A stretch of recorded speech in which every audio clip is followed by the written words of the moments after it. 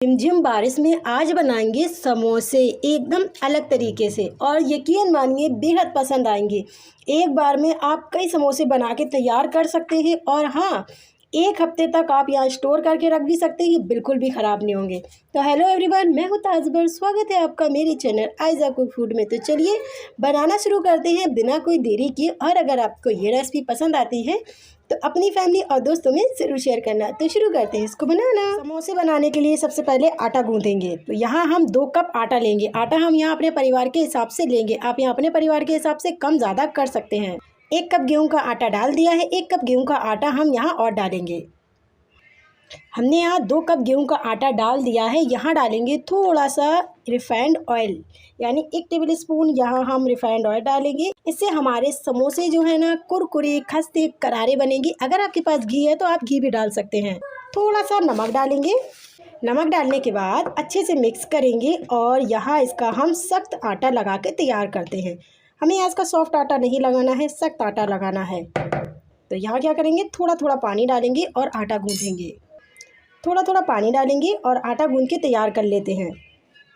हमने यहाँ थोड़ा थोड़ा पानी डाल के आटे को गूँथ लिया है। हमने यहाँ 2 कप गेहूं का आटा लिया था, 1 कप से थोड़ा कम पानी लगा हुआ है इस तरीके से। ये देखिए, मैंने यहाँ 1 कप पानी लिया था तो पानी यहाँ 1 कप में इतना बचा है और यहाँ बाकी पानी लग गया है।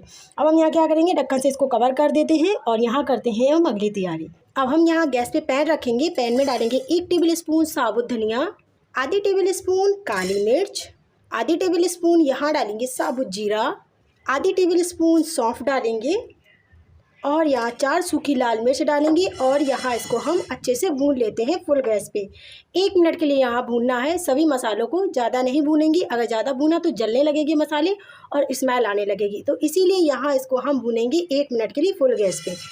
बस हमें यहाँ इसका मॉइस्चर ख़त्म करना है। जो बारिश के मौसम में हल्के से मसाले जो सीम जाते हैं, बस हमें यहाँ उनका मॉइस्चर ख़त्म करना है। बस 1 मिनट के लिए यहाँ इसको हमें अच्छे से भून लेना है।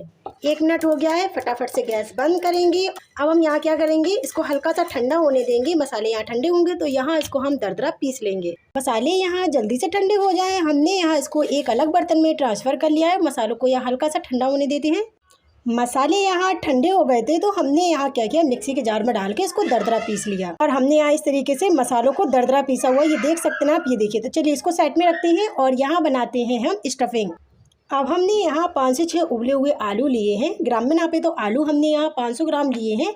आलू को यहाँ हम मैश करते हैं इस तरीके से, फोक की मदद से आलू को हम मैश कर लेंगे। आलू को मैश कर लिया है पूरे तरीके से फोक की मदद से, आप चाहो तो मैशर से भी मैश कर सकते हैं। यहाँ डालेंगे मसाला जो हमने अभी पीस के रखा है दरदरा, बारीक कटा हुआ फ्रेश धनिया, 4 से 5 हरी मिर्च बारीक कटी हुई, तीखा अपने हिसाब से कम ज़्यादा कर सकते हैं। 1 टेबल स्पून आमचूर पाउडर डालेंगे। हींग डालेंगे आधी छोटी चम्मच। 1 table spoon chaat masala powder डालेंगे, अगर आप चाहे तो डाल सकते हैं, नहीं तो स्किप भी कर सकते हैं। काला नमक डालेंगे आधी छोटी चम्मच से भी कम, और जो रेगुलर नमक खाते हैं वो डालेंगे आधी छोटी चम्मच से भी कम, यानी टेस्ट के अकॉर्डिंग डालेंगे नमक। अब हम यहाँ क्या करेंगे, सभी चीज़ों को बढ़िया से मिक्स करते हैं। हम यहाँ इसको हाथों से ही मिक्स कर लेते हैं इस तरीके से। इतनी टेस्टी और लाजवाब स्टफिंग आपकी ये बनकर तैयार होगी ना समोसों के लिए कि आप खाते ही चले जाएंगे। तो मैंने यहाँ बेसिक मसाले डाले हुए हैं, आप चाहे तो और भी मसाले डाल सकते हैं। जो मसाले आप खाना पसंद करते हैं वो डाल सकते हैं। लीजिए, हमारी स्टफिंग बनकर तैयार हो गई है। इसको साइड में रखते हैं और 5 मिनट हो गए हैं, आटे को चेक करते हैं। 5 मिनट हो गए हैं, आटा भी यहाँ बहुत अच्छे से सेट हो गया है। यहाँ क्या करेंगे, आटे के 2 भाग करेंगे इस तरीके से और हम यहाँ इसको लंबा लंबा कर लेते हैं। इस तरीके से यहाँ इसको हम लंबा लंबा करेंगे। अब हम यहाँ इसको काट लेते हैं। यहाँ इसको हम इस तरीके से काट लेंगे। इस तरीके से अभी बाकी की लोइयाँ भी हम काट के तैयार कर लेते हैं। चलिए, हमने यहाँ इसकी लोइयाँ जो है ना वो काट ली है। यहाँ हम लेंगे 2 लोई और यहाँ इसको हम गोल गोल करेंगे और चपटा करेंगे। फिर यहाँ इसको हम गोल करेंगे और फिर यहाँ इसको हम चपटा करेंगे और यहाँ इसको हम बेलेंगे थोड़ा सा आटा लगा के। यहाँ हम बेलेंगे आटा लगा के इस तरीके से। अभी हमने यहाँ इसको इस तरीके से बेला। अब हम दूसरी लोई भी इसी तरीके से सेम प्रोसेस में बेल लेते हैं। हमने यहाँ दोनों लोइयाँ जो है ना वो बेल ली हैं। अब हम यहाँ लगाएंगे रिफाइंड ऑयल इस तरीके से। आप चाहे तो घी भी लगा सकते हैं, ये आपकी चॉइस है। यहाँ हम इसके ऊपर थोड़ा सा रिफाइंड ऑयल लगा देते हैं और थोड़ा सा सूखा आटा लगाएंगे इसी के ऊपर। इस तरीके से सूखा आटा लगाएंगे और दूसरी लोई लेंगे इस तरीके से और यहाँ इसके ऊपर हम रख देते हैं। अब हम यहाँ क्या करेंगे, इसके ऊपर फिर हम सूखा आटा लगाएंगे और इसको हम बेलेंगे। यहाँ हमने सूखा आटा लगाया, अब हम यहाँ इसको बेल लेते हैं। जैसे रोटी बेलते हैं ना, उसी तरीके से यहाँ इसको हम बेलेंगे। हमने यहाँ रोटी के तरीके बेल लिया है। अब हम यहाँ क्या करेंगे, बिना कोई देरी के चलते हैं गैस की तरफ। सेम प्रोसेस में इसी तरीके से बनाते जाएंगे, बेलते जाएंगे और सेकते जाएंगे। अब हमने यहाँ गैस पे पैन रखा है। अब हम यहाँ क्या करेंगे, यहाँ डाल देते हैं हम इस तरीके से रोटी जो हमने बनाई हुई है, और यहाँ इसको हम बिल्कुल से लो टू मीडियम गैस पे सेकेंगे। अब हम यहाँ इसको पलट देते हैं इस तरीके से, और दूसरी तरफ भी यहाँ इसको हम सेक लेंगे। हमने यहाँ इसको अलटते पलटते हुए बढ़िया से सेक लिया है, और ये देखिए जैसे सिकती गई है ये निकल आएगी, ये देखिए इस तरीके से। तो चलिए यहाँ इसको हम निकाल लेते हैं, और बाकी की बचे इसी तरीके से सेम प्रोसेस में बनाते जाएंगे और यहाँ हम रखते जाएंगे। तो यहाँ इसको हम एक कपड़े में ढक के रखेंगे जिससे ये सॉफ्ट बनी रहे। हमने यहाँ इसको बना लिया। अब हम यहाँ क्या करेंगे, इसकी कटिंग करेंगे। तो इसकी हम यहाँ कटिंग कर लेते हैं एकदम बराबर से रोटी रख के। आप यहाँ इसको स्टोर करके भी रख सकते हैं एयर टाइट पन्नी या बटर पेपर में। तो यहाँ इसको हम काट लेते हैं।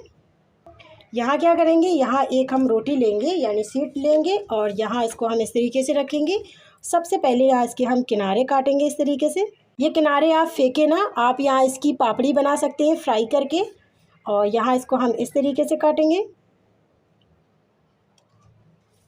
और यहाँ इसको हम इस तरीके से काटेंगे, और यहाँ इसको हम इस तरीके से काटेंगे।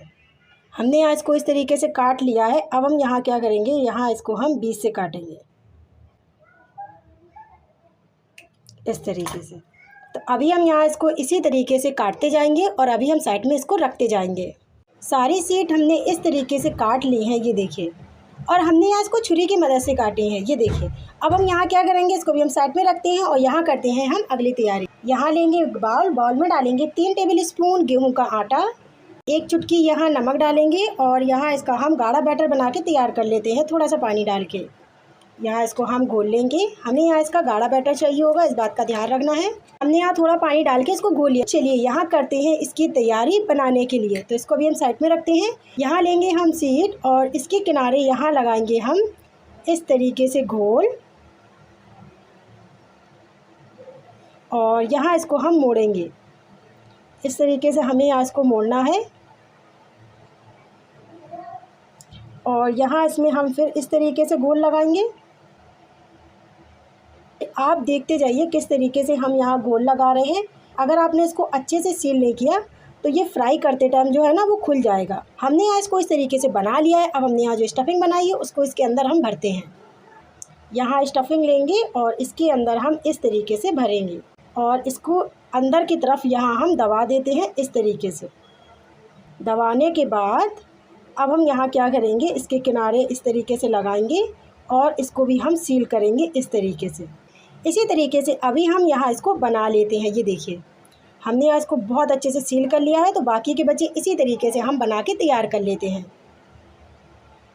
मैं आपको एक बार और दिखा देती हूँ बना के। बस यहाँ क्या करना है, थोड़ा सा घोल लगाना है इस तरीके से, और यहाँ इसको हम इस तरीके से मोड़ेंगे,